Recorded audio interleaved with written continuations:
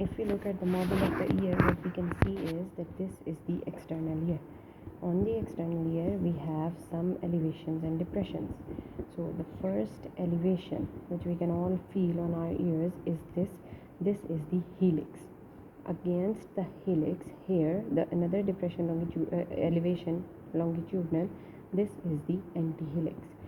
The antihelix divides into two in the superior part, and these are called the crura of the antihelix. Between these two crura, this is the triangular fossa. Between the helix and the antihelix, here is the scaphoid fossa. In front of it, here, this is the tragus, and immediately beneath the tragus, this is the antitragus. So tragus and antitragus. This here is the concha of the auricle. After this part which has the piercings normally, this is the lobule of the ear. If we go anteriorly, here is going into the skull. Here this is the external auditory meatus.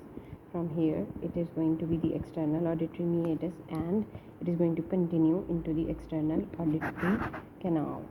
So this is going to be the auditory canal. Now if we look at this part, what we can see is that this is the petrous part of the temporal bone, which houses the middle and the internal ear.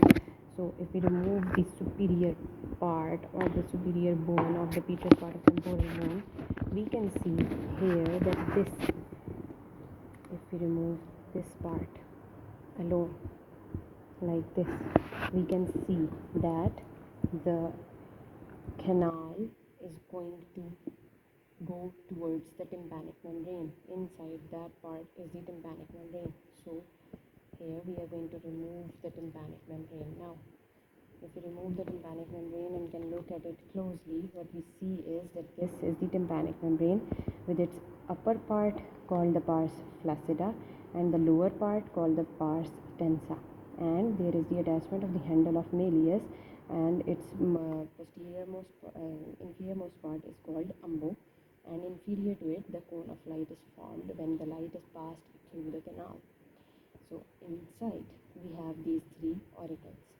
The third one is not visible here, but the auditory ossicles are, this is the malleus. So this is the handle of the malleus, this is the lateral part of it, and this malleus, it articulates with the incus. So this is the incus, and incus then articulates with the stapes, which is not shown in this model. So if we look at the openings towards the internal ear, alright, this is the epitympanic recess, and this tympanic membrane, it forms the lateral wall of the middle ear cavity. So this is the lateral wall of the middle ear cavity, and this now is going to become the medial wall of the middle ear cavity, and we can see that the medial wall of the middle ear cavity gets two openings. One is the oval window and the other is the round window. So this one is the oval window and this is the round window. Alright, if we move towards the internal ear, what we can see is that there are three semicircular canals and the cochlear ducts or cochlea. Alright, these three semicircular canals, there is only one horizontal canal and there are two vertical canals. This one is going to be the posterior canal, this one is going to be the anterior canal, and this is the horizontal canal. As we can see in this model that this is the bony vestibule and this is the, these are the bony parts, and this is the ductal system. So this one is going to be the posterior semicircular canal, and these two are going to be the horizontal and anterior semicircular ducts. Alright, so this was all the semicircular part of the internal ear with the round and the oval windows opening on it. This is the cochlea. So in here as well we can see that this is the bony part. Alright, so the cochlea, and if we open it,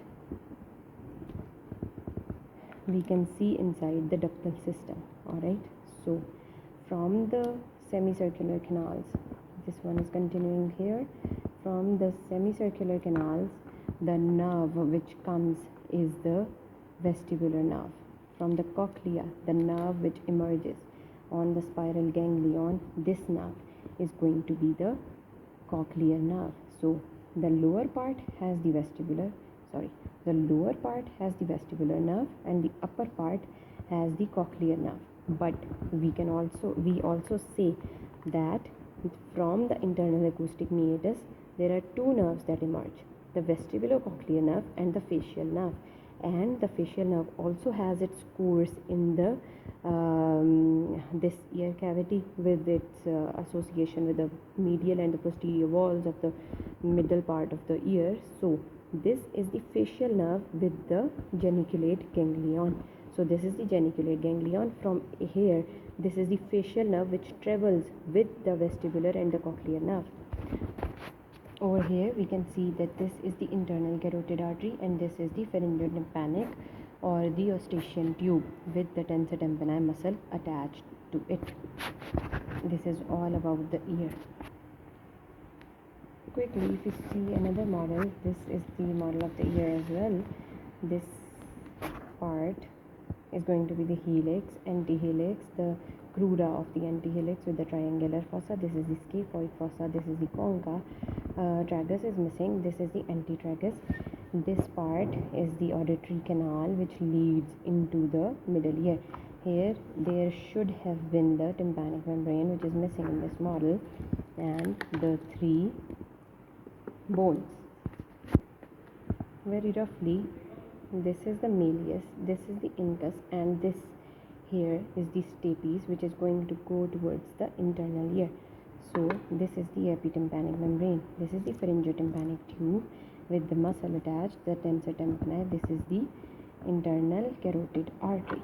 If we open the petrous part of the temporal bone, we can see the three semicircular canals and the cochlea and the vestibulocochlear nerve going from the vestibular and the cochlear parts towards the internal ear, internal acoustic meatus.